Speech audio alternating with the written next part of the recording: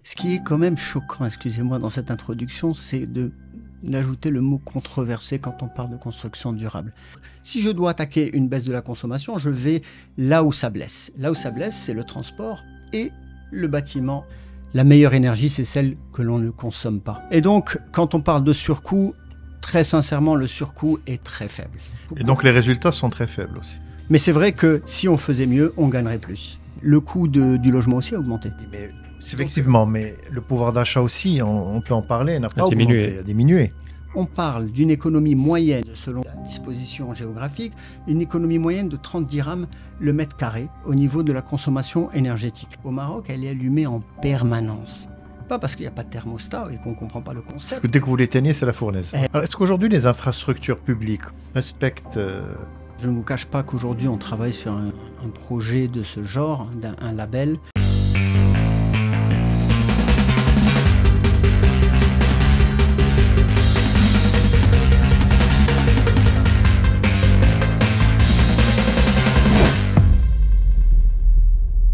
Madame, Monsieur, bonjour et bienvenue dans ce nouvel épisode des Prolimo.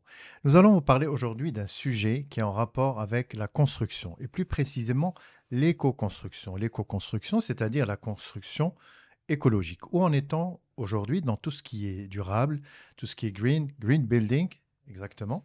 Qu'avons-nous à y gagner? Qu'avons-nous peut-être à y perdre? Quel est aujourd'hui l'état des lieux de ce projet d'éco-construction au Maroc et quel est son avenir?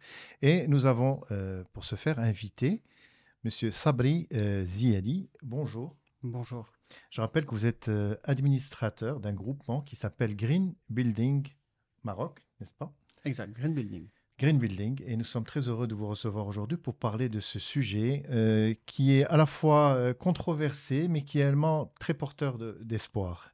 Et on aimerait aujourd'hui faire un peu la part des choses entre ce qui est polémique et ce qui est réalité.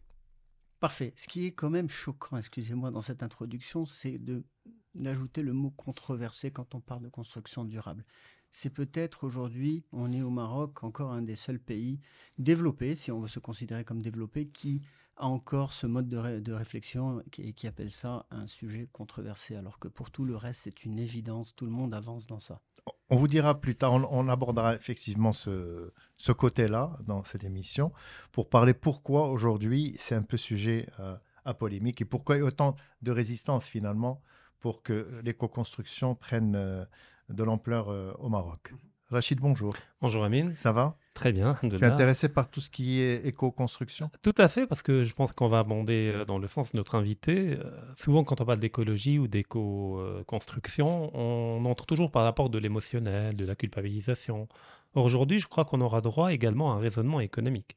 Il s'agit de convaincre et pas uniquement d'influencer ou de faire culpabiliser les gens. Donc, c'est intéressant de voir qu'il y a d'autres manières de défendre quelque chose de défendable. Exactement. Et donc, si aujourd'hui on aborde ce sujet, c'est pas par effet de mode, parce qu'aujourd'hui on voit un peu de écho partout, mais parce que vraiment, que je pense qu'aujourd'hui, on va pas le rappeler, le Maroc a subi une sécheresse importante. Faisons face à des défis écologiques immenses à travers les pénuries d'eau, etc. Donc aujourd'hui, le sujet s'impose à nous. Absolument, absolument. Alors si vous permettez, Amine, je vais planter le décor. Je suis d'abord, je représente Green Building. Green Building est un groupement, et le premier groupement marocain qui a pour objectif de promouvoir la construction éco-responsable. On représente, tous les membres sont des industriels essentiellement, mais pas que, puisque nous avons des promoteurs et nous sommes en train de discuter avec d'autres institutions importantes pour rejoindre le mouvement. Et nous, on est donc essentiellement des industriels qui représentons l'enveloppe du bâtiment. En plus de ça, nous sommes des industriels 100% marocains. Ça fait partie de notre ADN et c'est ce qu'on défend aussi dans notre discours. Donc pour revenir un petit peu à votre discours, si vous permettez, je voulais justement planter le décor et expliquer un petit peu la situation que l'on vit aujourd'hui au Maroc, ou en tout cas le statut du Maroc aujourd'hui. Donc il faut savoir que le Maroc aujourd'hui a une consommation de plus de 250 millions de tonnes équivalent pétrole d'énergie, d'accord, qui pour la plupart, sont des énergies fossiles. Donc, on est à 90% d'énergie fossile, le reste étant essentiellement des énergies renouvelables qui atteint à peu près 8%. On est en train d'accélérer ce mouvement, mais aujourd'hui, on est encore à 90%. Si on se compare un petit peu aux pays de la rive nord ou même aux pays d'Afrique de l'Ouest, l'Espagne, par exemple, a une consommation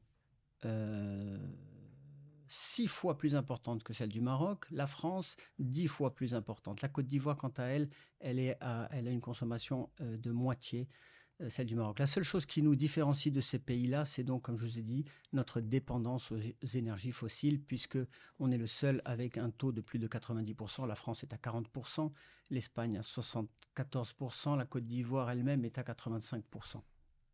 Donc, voilà un peu le scénario de départ, les hypothèses de départ. Donc, à partir de là, qu'est-ce qui se passe? Nous avons sur l'ensemble de la consommation est réparti essentiellement dans deux secteurs, enfin dans trois secteurs, mais je vais les résumer en deux. Donc, un tiers va dans le bâtiment. C'est plus de 31% de la consommation va directement dans le bâtiment. Un autre tiers va dans le transport et un autre tiers va dans l'industrie et autres. Quel est l'état de lieu aujourd'hui au Maroc? Donc, encore une fois, 90% de la dépendance. On a cette consommation, la totalité de la consommation est répartie en un tiers, plus ou moins pour schématiser.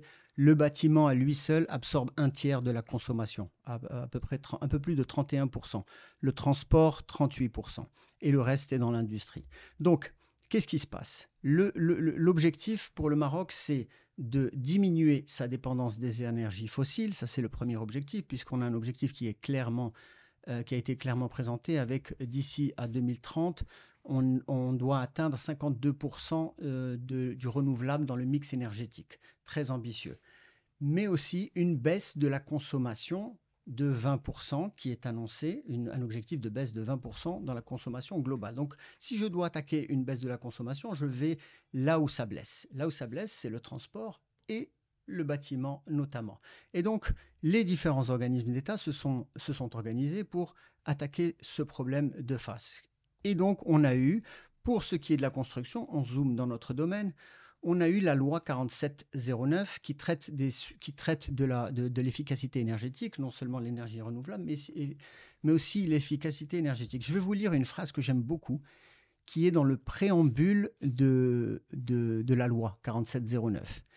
Je cite, « L'efficacité énergétique est considérée aujourd'hui comme une quatrième énergie, après les énergies fossiles, les énergies renouvelables et les énergies nucléaires. » Comme dirait l'autre, vous avez entendu ça, la meilleure énergie, c'est celle que l'on ne consomme pas.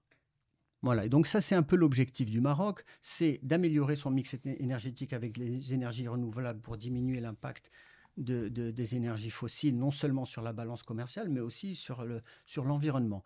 Et la deuxième, c'est de baisser la consommation, comme tous les pays développés ont su le faire progressivement, avec notamment des réglementations thermiques.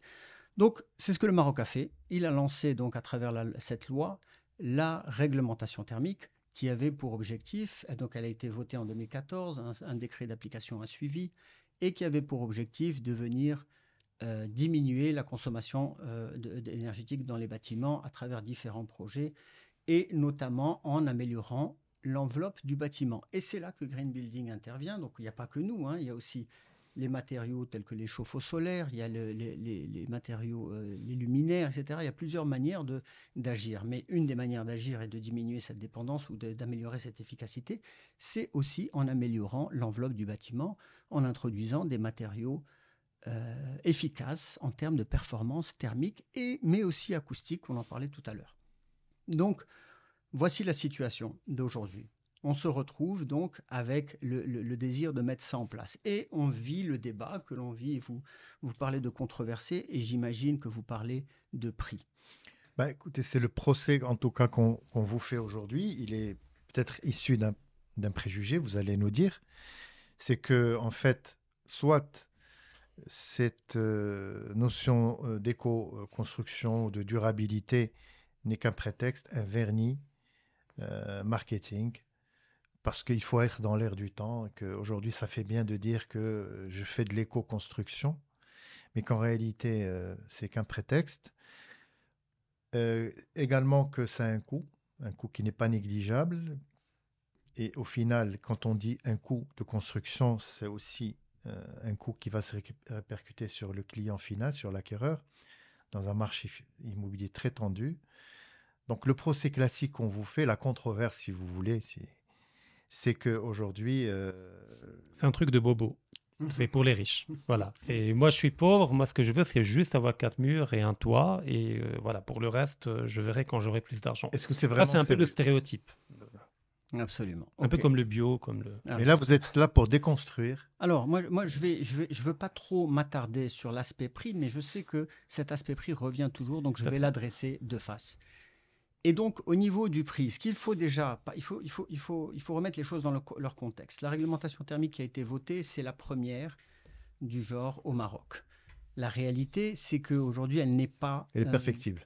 Elle est largement perfectible. Elle est intéressante dans le sens où elle apporte déjà le concept d'efficacité énergétique dans le bâtiment. On commence à se familiariser avec ce concept. Mais la réalité, c'est qu'elle n'est pas très, très ambitieuse dans un premier temps. Et donc, quand on parle de surcoût, très sincèrement, le surcoût est très faible. Donc maintenant, je vais vous... Et donc les résultats sont très faibles aussi. Alors, les résultats apportent un minimum, ne serait-ce que de confort, mais en plus que ce minimum, il apporte aussi des économies en termes de dépenses en énergie. Je vais vous chiffrer tout ça. Mais c'est vrai que si on faisait mieux, on gagnerait plus. D'accord? Mais aujourd'hui, je pense que l'AME, donc l'ancienne ADERE, a fait quelque chose de très réaliste. L'AME, l'Association marocaine pour l'efficacité énergétique. Alors, l'AME, c'est l'Agence marocaine pour l'efficacité énergétique qui a été dirigée jusqu'à juin dernier par Saïd Mouline et qui aujourd'hui est dirigée par Si Mohamed Bnihia. L'AME est à l'origine de cette réglementation thermique. Les équipes de l'AME ont fait un travail assez exceptionnel et ils ont adapté leur travail à la réalité économique du Maroc. Lorsqu'ils ont fait ce travail, il y a eu plusieurs études. Donc, ces études, elles sont disponibles et j'encourage tout le monde à aller les consulter. Vous pouvez les trouver dans le site internet de l'Omran ou vous pouvez le trouver directement dans le site de l'AME, AM2EMA. Les études sont très détaillées, elles sont très bien faites, elles ont été réalisées par des cabinets reconnus et elles sortent des chiffres assez intéressants. Donc, je vais citer 2 études. La première, qui était une étude qui a été réalisée par un organisme financé par l'Union européenne, suite à un programme qui lui aussi avait été financé par l'Union européenne et qui était au début de cette... elle a 4-5 ans cette étude. Et qui dit quoi? Elle a évalué une dizaine de projets, dont 4 projets de l'Omran. Et elle a étudié le mode de construction traditionnel que l'on a, ou classique que l'on a, et le surcoût si l'on avance vers une efficacité énergétique. Alors, eux sont partis au-delà de la réglementation thermique. Certains des projets répondent exactement à la réglementation thermique et certains autres vont au-delà. Les calculs sont clairs. On arrive à entre 2 et 8% d'augmentation dans le coût de la construction, sachant que les 8% concernent essentiellement des projets qui sont allés bien au-delà de la réglementation thermique. Et les 2%, pour être juste, ils concernent des projets, parce que ce qu'ils ont fait, c'est qu'ils ont divisé le Maroc en 6 zones. Et quand on est sur la zone, par exemple, du littoral, c'est la zone où le climat est le plus modéré, où les deltas de température sont les plus faibles. Et donc, c'est assez simple d'être en conformité avec la réglementation thermique. Et donc, dans ces niveaux-là, donc tout ce qui est Casablanca, Rabat et tout, jusqu'à Tanger, les projets ont subi une augmentation, le coût de la construction a subi une augmentation de l'ordre de 2%. Okay, tout ça est documenté, hein, ce n'est pas juste un chiffre. Il y a même dans le rapport, juste dans l'introduction, ils ont fait un super travail en essayant de prendre sur les 10 projets, ils ont fait un benchmark des meilleures practices. Et donc, ils ont sorti, voilà, pour arriver, en fait, ils arrivent à peu près à 3,7% de mémoire. Et voilà ce qu'il faut faire. Tel au niveau de la paroi opaque, au niveau de la paroi transparente, au niveau du plancher. Donc, et c'est assez bien fait. Donc ça, c'est pour les chiffres. Je rajoute un autre calcul qui est que vous allez trouver dans le règlement thermique de la construction au Maroc. Le document, en annexe, il présente les coûts. Et les coûts sont très intéressants. Au niveau du résidentiel, on arrive à un coût moyen de 3,2%. Donc, Un surcoût. un surcoût, pardon. Un surcoût de 3,2%. Encore une fois, c'est une moyenne, parce que le coût va être très inférieur quand on va être à Casablanca et va être très supérieur quand on va être à Marrakech, à Rachidia, Rachidia ou à Oujda. Qui peut monter à combien? À 8, 10? Alors non, le 8-10, et c'est dans des zones très arides, mais encore une fois, ces exemples-là que j'ai lus, on parle de matériaux d'un autre niveau. C'est-à-dire que les résultats en termes de performance sont beaucoup, beaucoup plus élevés que ce que demande la réglementation thermique. Donc, on est entre 1,5 et 4%, et 4,5% dans les rapports du règlement thermique. C'est dans les annexes, c'est très clair, c'est bien documenté. Donc, on arrive en moyenne sur le territoire. Est-ce que ces surcoupes, excusez-moi, a pris en compte la hausse des matériaux, tout ce qu'on Alors, a connu depuis c'est- 1 à 2 ans? D'abord, c'est une bonne remarque, sachant que même si la courbe a subi une augmentation, il y a eu des baisses qui ont été notées depuis, hein, et des baisses importantes. On n'est pas au niveau d'avant Oui. Covid, mais on a eu des baisses. Mais, Siamine, le coût du logement aussi a augmenté. tout a augmenté. On est d'accord. globalement. Même le logement Sauf le social pouvoir n'est plus d'achat. à 250. Le Oui, logement social est à 300. Oui, mais effectivement, mais le pouvoir d'achat aussi, on peut en parler, n'a pas diminué. augmenté, a diminué. On est Donc, d'accord. si On est vous- d'accord. Mais je pense que l'État a répondu de manière appropriée avec la subvention qui est donnée directement aux consommateurs. Donc, un bien qui coûtait avant 250 000 dirhams vaut aujourd'hui 300 000 dirhams, mais le consommateur final va le payer 200 000 dirhams, alors qu'avant, il le payait à 250. Donc, il y a eu une belle adaptation quand même. Mais à condition que cet acquéreur trouve ce bien sur le marché, ce qui n'est pas acquis encore aujourd'hui pour des questions justement de coût. Alors, Vous avez aujourd'hui des promoteurs qui mettent Je dis, c'est impossible c'est impossible de produire un 300 000 dirhams parce que justement, on ne s'en sort pas. Alors, si vous me parlez d'un surcoût, bon, c'est vrai que l'acquéreur, on va lui donner cette aide, mais il faut qu'il trouve le produit. Siamine, je suis d'accord avec vous, c'est peut-être compliqué dans des zones comme Casablanca et Rabat. Le coût du foncier est très élevé. Et donc, on doit s'éloigner des agglomérations pour essayer de répondre économiquement à ce modèle. Mais on peut aussi parler des zones. Le dernier outil qu'a mis en place le ministère pour identifier les besoins de manière géographique, La plateforme Dame Second. je trouve ça extrêmement intéressant parce que jusqu'à présent, on n'avait aucune visibilité de où était le besoin. Le promoteur suivait un petit peu son doigt mouillé. Voilà, et aujourd'hui, on en a déjà parlé ensemble, 25% du besoin est identifié dans la zone de Meknes, Fez-Meknes. Oui. D'accord. Fez-Meknes, le coût du foncier n'est pas le même qu'à Casablanca Oui, et Rabat. Donc, si je devais parler au promoteur, je dis ok, c'est compliqué, je comprends, mais aller là où il y a un besoin et où c'est moins compliqué. Démarrons par le moins compliqué. Ok. Donc, je reprends un peu mes chiffres parce qu'au-delà du résidentiel, la réglementation thermique s'applique à tout type de bâtiment. Donc, on a le résidentiel, je vous ai parlé d'un surcoût moyen sur le territoire de 3,2%, mais les établissements scolaires, on parle aussi de 3,2%, les bâtiments hospitaliers, on parle de 1,72%, et les bâtiments hôteliers de 1,36% pour être en accord avec la réglementation thermique. Ce travail-là déjà apporte énormément en termes d'économie. Donc au niveau du résidentiel, pour le consommateur final, il y a des économies claires qui sont réalisées directement par une baisse de sa consommation énergétique. Alors je vous ai dit, la réglementation thermique aujourd'hui n'est pas encore très ambitieuse, donc on n'a pas les résultats que l'on peut obtenir en Espagne ou ailleurs, où elle est beaucoup plus sévère, mais je pense que c'est une belle entrée en matière. Mais donc, du fait qu'elle ne soit pas très ambitieuse, c'est vrai que les économies ne sont pas encore extrêmement intéressantes, mais elles sont quand même là. On parle d'une économie moyenne, donc encore une fois, selon la disposition géographique, une économie moyenne de 30 dirhams le mètre carré au niveau de la consommation énergétique. C'est-à-dire D'accord. moins de clim, moins de chauffage. Moins de clim, moins de chauffage. Et après, je reviens parce que vous allez me dire, mais tout le monde n'utilise pas la clim et le chauffage. Je vais revenir sur ce point-là.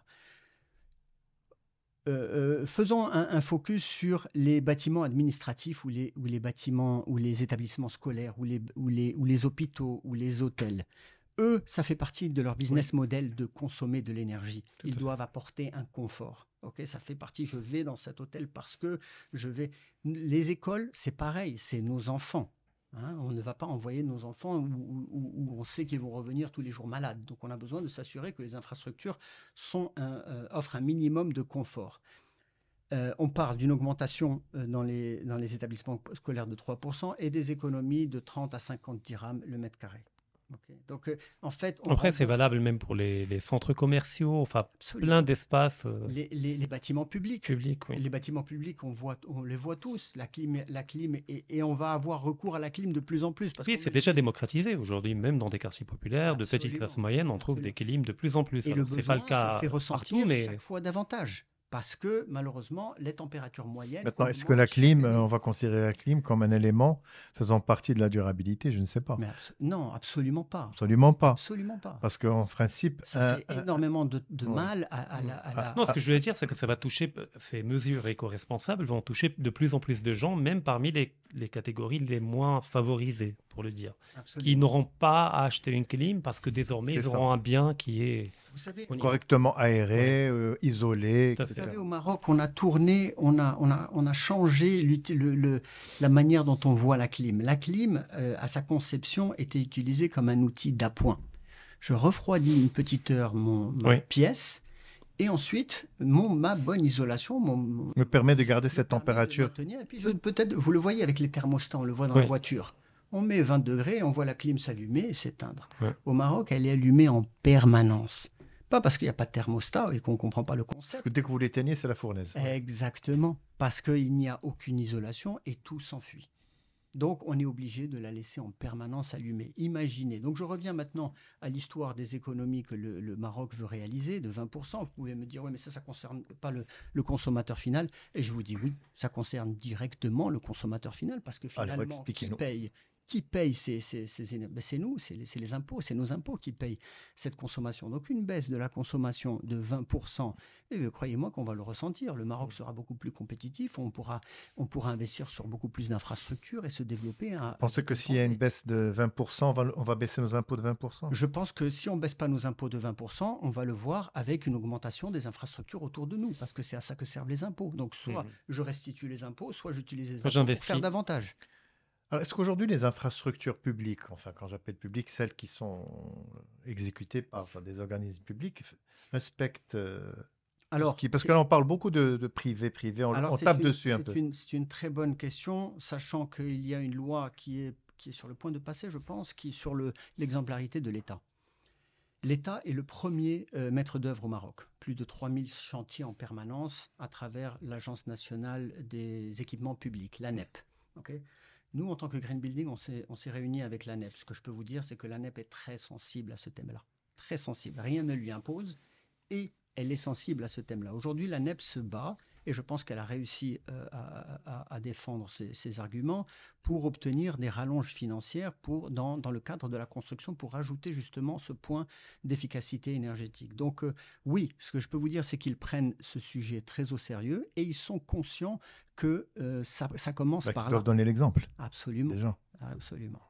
Donc on y arrive. Moi, honnêtement, c'est pas l'État qui m'inquiète parce que l'État, je vous cache pas, je vais être très sincère. Quand j'ai fait ma tournée avec Green Building pour rencontrer les différentes institutions étatiques, j'arrivais avec l'idée, l'État fait pas son travail, il faut encore, etc. Honnêtement, j'étais extrêmement surpris. Ils ont envie. Ils ont vraiment envie et ils ont besoin, malheureusement, pour compléter leur travail, ils ont besoin d'un engagement du citoyen, un engagement du privé. Et c'est pour ça qu'on a réussi à trouver des moyens et on évolue avec des pactes de collaboration parce qu'ils ont besoin du consommateur final. Ils peuvent mettre en place toutes les lois si à la fin le consommateur n'est pas convaincu.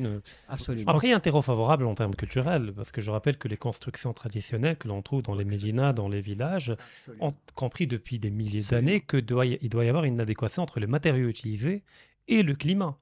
Et puis un deuxième volet rapidement, j'aimerais vous interroger par rapport à ça. Quand on parle d'efficacité énergétique, il y a les matériaux, mais également l'architecture. Bravo. Aujourd'hui, il y a des aberrations, on le voit dans toutes les grandes villes comme Casablanca, des immeubles avec une façade intégralement en verre. Dans des régions où il fait 30 degrés, 35 degrés. C'est des serres. Eh bien, vous avez absolument raison, c'est un point que je voulais absolument aborder et c'est peut-être aujourd'hui le plus important. C'est ce qu'on appelle la conception, la bioconception. C'est-à-dire on va optimiser l'orientation, exploiter le soleil pour le chauffage naturel et l'éclairage, on va exploiter le vent, les vents pour les ventilations naturelles et réduire les besoins en climatisation. Et c'est là où ces calculs de surcoût aussi viennent s'amoindrir. Si on démarre par une véritable bioconception qui existe partout, parce que je comprends le surcoût, et on va revenir comment l'intégrer et comment le faire passer.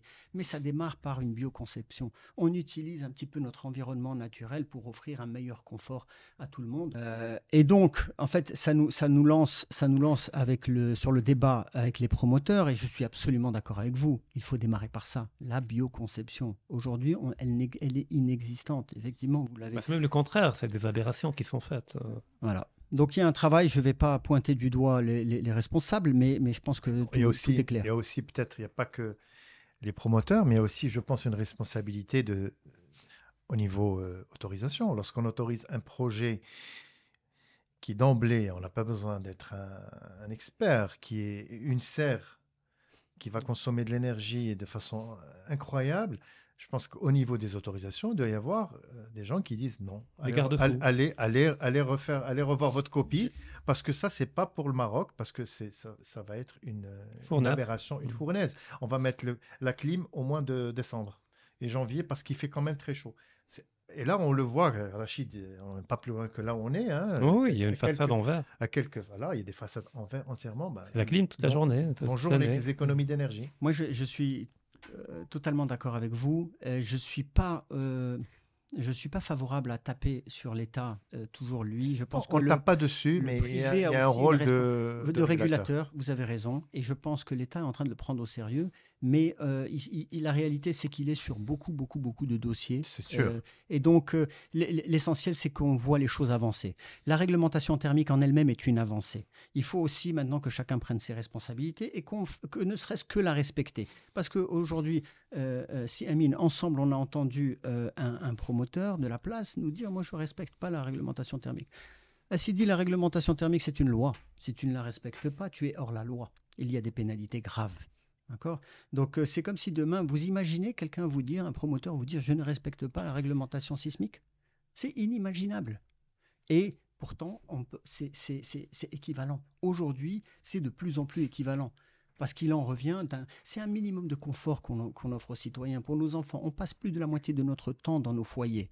Est-ce que vous ne pensez pas que c'est légitime de donner des foyers un minimum confortable, qu'on n'ait pas à se couvrir à l'intérieur de nos propres maisons, de couvrir nos enfants avant de les envoyer au lit? C'est quand même C'est ça, ce que vous dites, cool, c'est le bon sens. Tout le monde est d'accord. Qui voudrait vivre dans une fournaise ou dans un frigo? Qui voudrait envoyer ses enfants à l'école pour tomber malade? Maintenant, la question qui se pose, c'est est-ce que ça va être fait sérieusement? Est-ce qu'il n'y aura pas juste un prétexte? Est-ce que ça ne va pas générer un surcoût trop important, etc.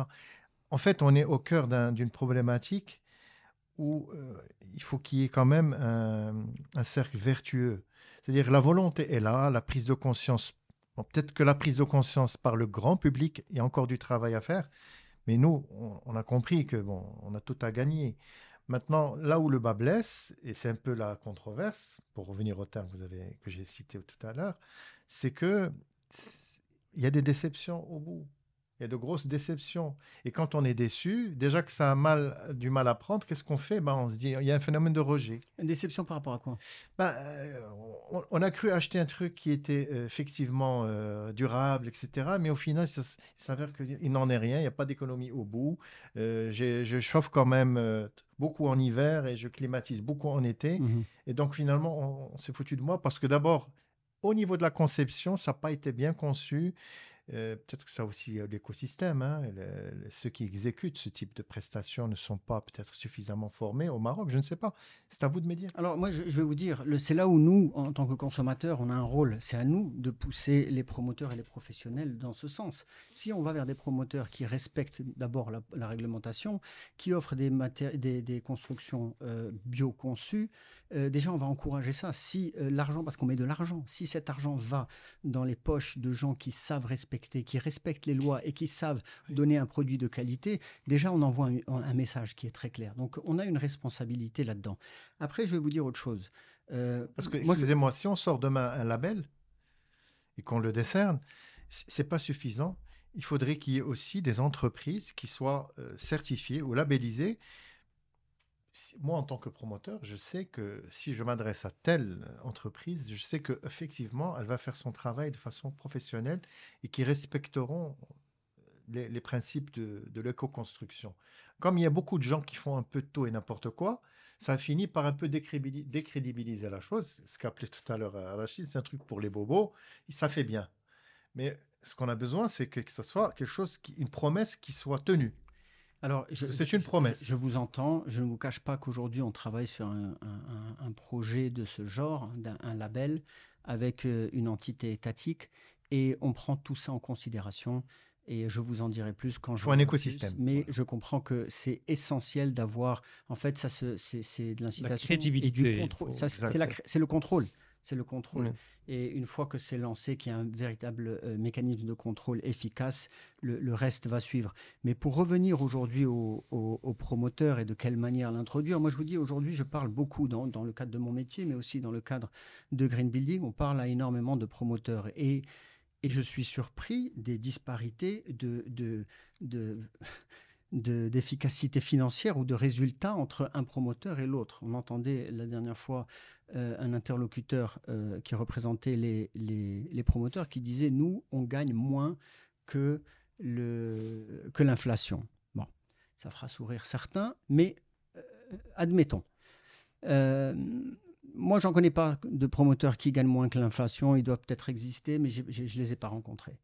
Et moi, ce que je vois, c'est qu'il y en a qui gagnent très bien et il y en a qui Ils ne gagnent. sont pas là autour de la table pour se défendre. Oui, vrai, donc c'est pas. On va pas faire un sujet en leur absence. Absolument, vous avez raison. Mais je vais quand même vous dire qu'il y en a qui s'en sortent très bien. Il y en a qui s'en sortent un peu moins bien, il y en a qui s'en sortent pas bien, comme dans toutes les industries.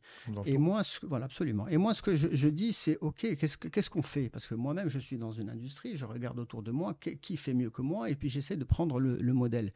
Qu'est-ce que font les gens qui s'en sortent bien? Et je vais vous le dire, un des aspects qu'ils traitent, c'est ça. D'abord, ces gens-là respectent la réglementation thermique, non seulement ça, mais ils vont au-delà et ils mettent en avant l'argument du respect et de l'enveloppe thermique et de l'isolation, qu'elle soit thermique ou acoustique, comme argument de vente. D'accord ? Ces gens-là, admettons qu'il y ait un surcoût de X, d'accord ? Et qu'ils ne peuvent pas augmenter parce que vous me parlez du pouvoir d'achat. Ces gens-là sont en mesure d'absorber ce pourcentage, d'accord ? Ce pourcentage va venir directement impacter leur marge, bien qu'il y a d'autres mécanismes qui peuvent venir aider. Mais on va aller jusqu'au bout de la réflexion. Elles viennent impacter leur marge, d'accord ? Ces gens-là vendent à un rythme 2 fois, voire 3 fois plus important que quelqu'un qui ne met aucun argument. C'est logique. Alors attendez, vous êtes en train de nous dire que ces gens-là vendent 2 à 3 fois plus vite parce qu'ils ont cet atout, cet argument écologique uniquement. Ils n'ont pas que ça. Alors, excusez-moi, on ne parle pas de l'écologie parce que vous l'avez dit vous-même, tout le monde n'est pas encore très sensible à ces arguments. Mais sans parler de l'écologie, l'écologie est une résultante, est une conséquence de ce travail, le respect de l'écologie. Par contre, si on parle ne serait-ce que d'un confort, regardez, vous montez quelqu'un dans un immeuble, je veux vendre un appartement en plein centre de Casablanca.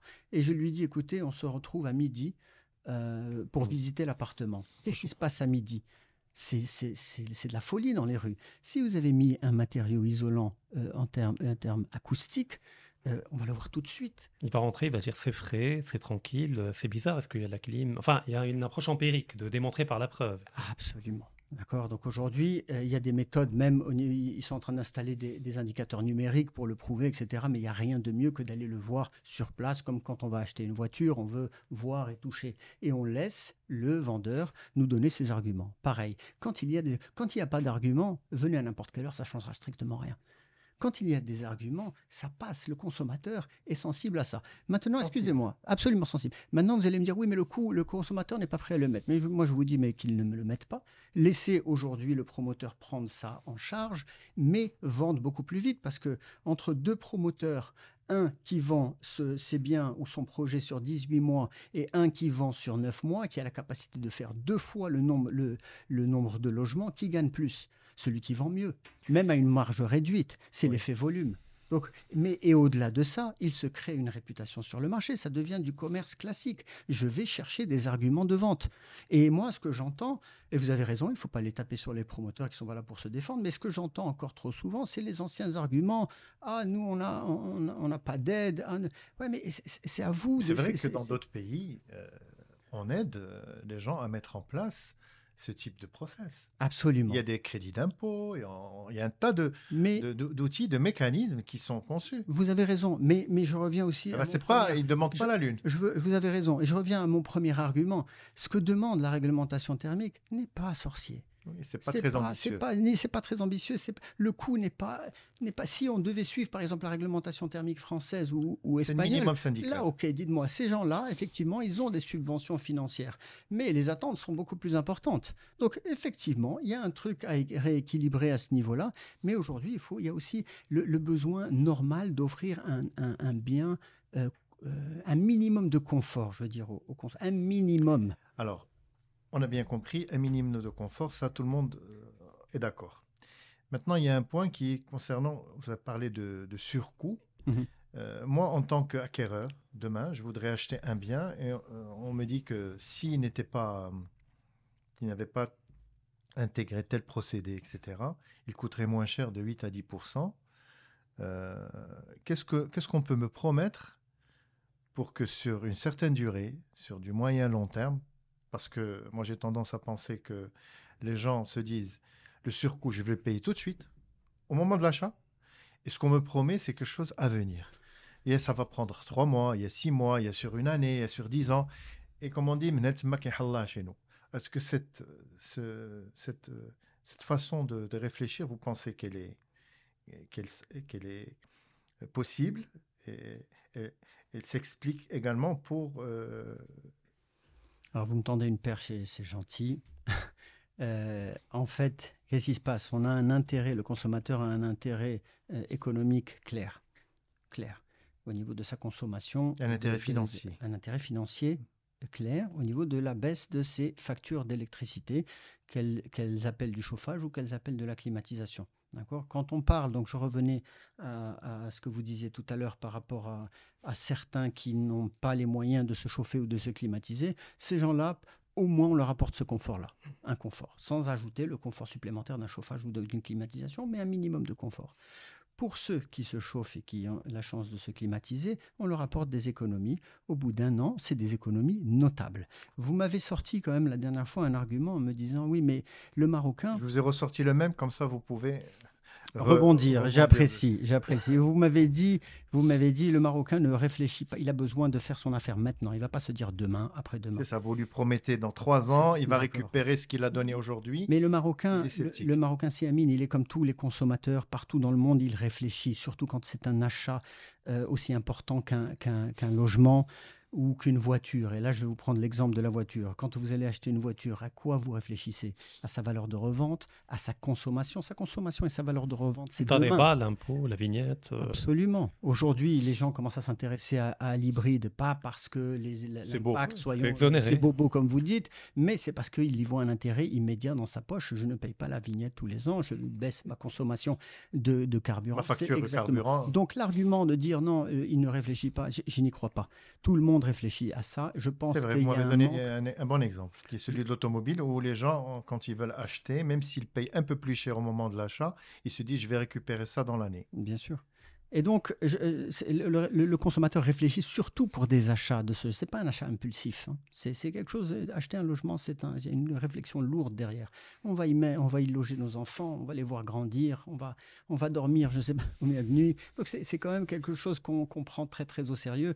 Et ce confort doit rentrer dans le calcul. Et je pense qu'il rentre pour la majorité. Maintenant, c'est vrai qu'il y a un travail de communication à faire pour justement mettre en avant tout cet argument, qu'il soit au niveau confort ou au niveau financier.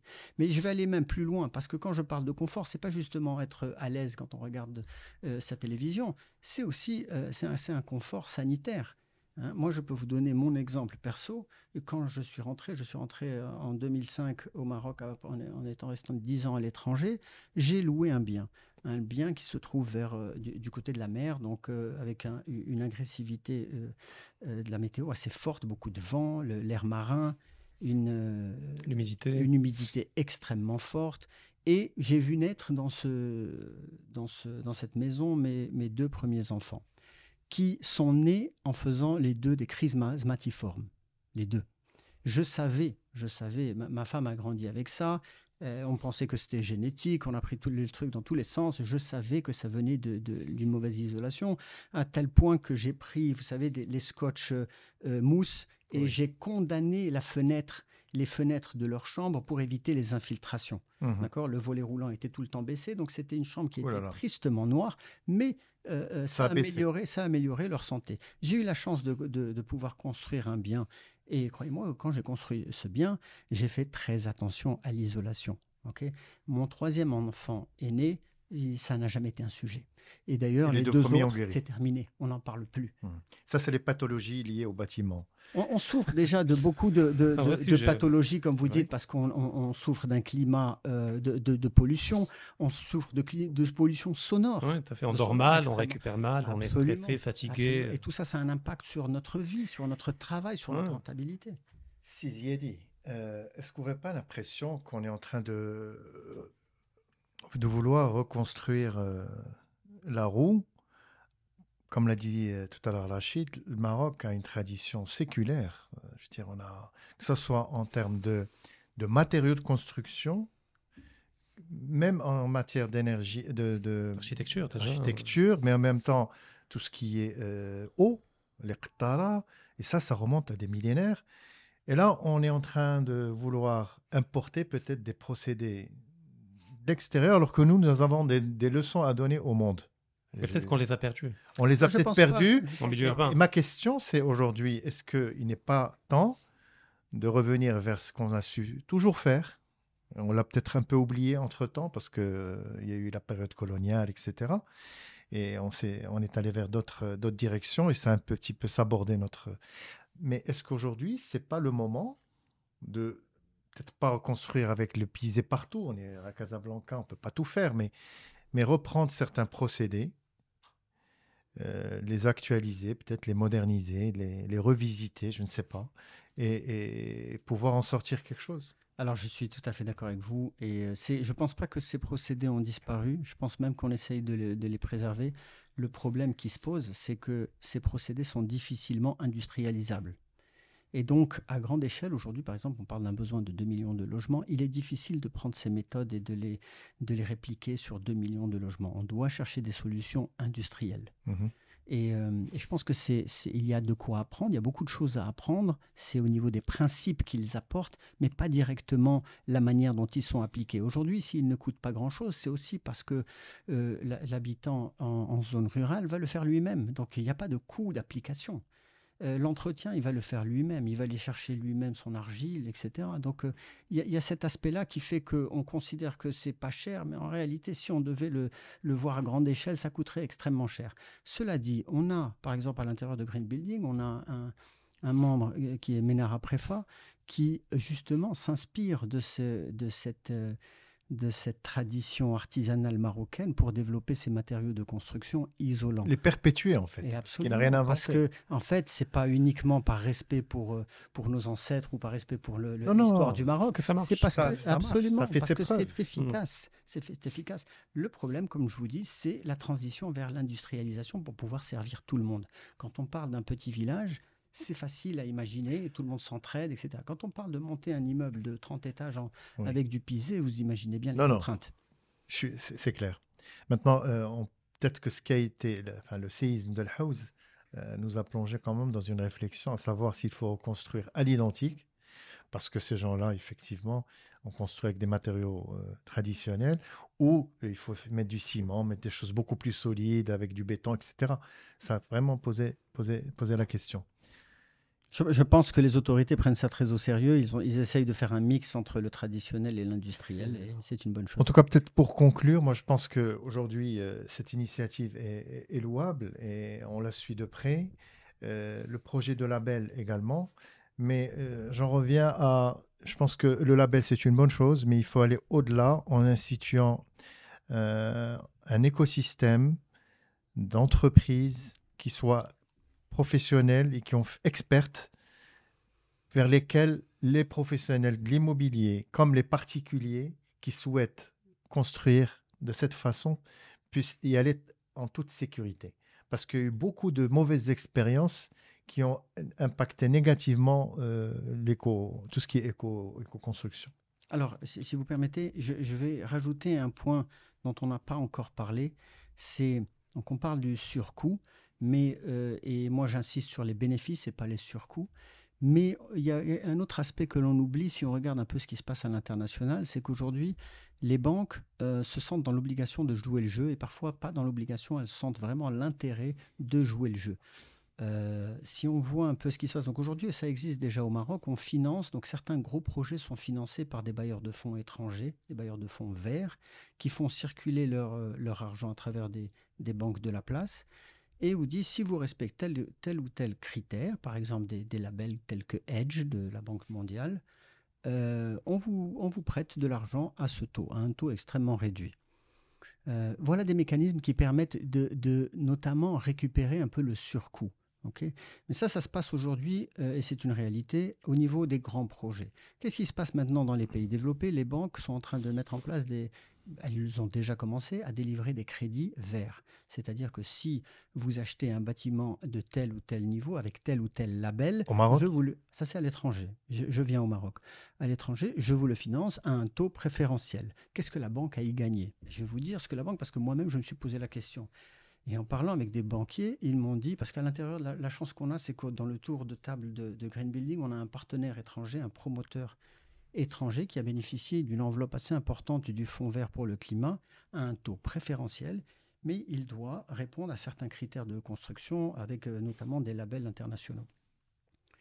Et qu'est-ce que la Banque mondiale a y gagné? Bon, d'abord, promouvoir la construction éco-responsable pour respecter un petit peu, pour diminuer l'effet de serre, etc. Mais au-delà de ça, une banque y gagne parce qu'en finançant un particulier pour un logement éco-responsable, je m'assure d'abord que son pouvoir d'achat est augmenté parce qu'il y a une baisse notable de sa consommation en énergie qui va lui rapporter de l'argent qui va faciliter le paiement de sa traite. C'est aussi facile que ça. D'accord ? En plus de ça, le bien est mieux valorisé. Le bien, pendant toute la durée du crédit, il appartient plus ou moins à la banque. Il est mieux valorisé. Il y a plus de chances qu'il résiste, parce qu'un crédit, on parle de 25 ans, qu'il résiste aux aléas des températures et des aléas météorologiques. Donc, un bien plus solide, mieux construit, est un intérêt direct pour la banque. Donc, ils ont mis en place des produits comme ça.